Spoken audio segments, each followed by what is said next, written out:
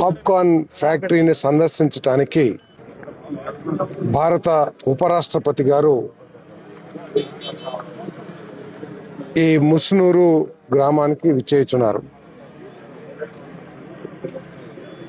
Popcorn factory చేస్తున్న వ్యవసాయపరమైన అభివృద్ధిని, టెక్నాలజీని, సీడ్ డెవలప్మెంట్ విషయంలో వారు ప్రత్యేకంగా పరిశీలించాలని, వారు చేసే కార్యక్రమాలు, ఎందుకంటే మన నియోజకవర్గానికి గర్వకారణం బెస్ట్ ఇండస్ట్రీ అవార్డు కూడా ఈ గవర్నమెంట్ అంటే పాప్కార్న్ ఫ్యాక్టరీ పొందారు.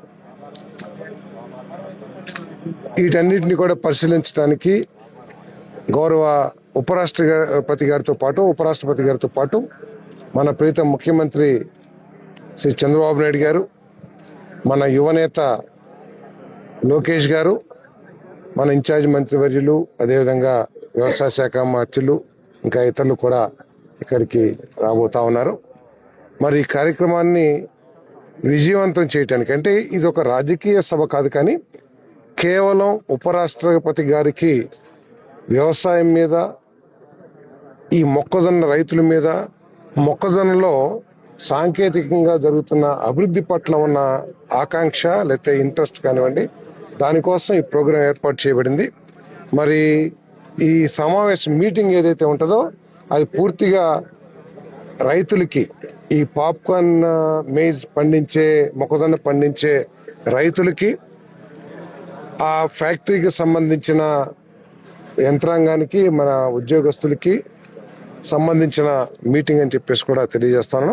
కానీ మా ఉపరాష్ట్రపతి గారితో పాటు మరి మన నాయకులందరూ కూడా వస్తున్నారు కాబట్టి, ఉపరాష్ట్రపతి గారు మన నియోజకవర్గం రావటం మనకు గర్వకారణం కాబట్టి వారిని ఆహ్వానిస్తానికి, వారితో పాటు వస్తున్న మన నాయకులందరినీ కూడా ఆహ్వానిస్తానికి, ఘన స్వాగతం పలకటానికి కార్యకర్తలందరినీ కూడా వారు వచ్చే దారిలో వారికి ఆహ్వానం పలకాలని చెప్పేసి కోరుతా ఉన్నాం.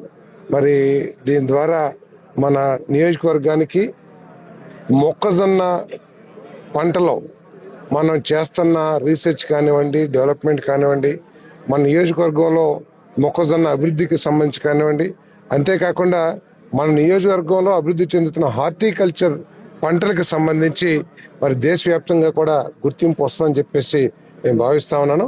మరి ప్రభుత్వం వ్యవసాయం మీద, ప్రత్యేకంగా హార్టికల్చర్ అంటే రైతుకి లాభదాయకత ఏ విధంగా పెంచాలి, ఎటువంటి పంటలు వేస్తే మరి భవిష్యత్తులో మంచి లాభాలు వస్తాయి, అదేవిధంగా ఏ విధంగా ఖర్చు తగ్గించుకోవాలి, ఏ విధంగా యాంత్రీకరణ చేయాలి, వీటన్నిటి మీద కూడా ప్రభుత్వం ప్రత్యేక దృష్టి పెట్టి రైతులకి ఎల్లవేళలా కూడా అండగా ఉండటానికి ప్రయత్నం చేస్తున్న తరుణంలో ఈ కార్యక్రమాన్ని వారిని ఘనంగా ఆహ్వానించాలని చెప్పేసి అందరినీ కూడా కోరుకుంటా ఉన్నాం.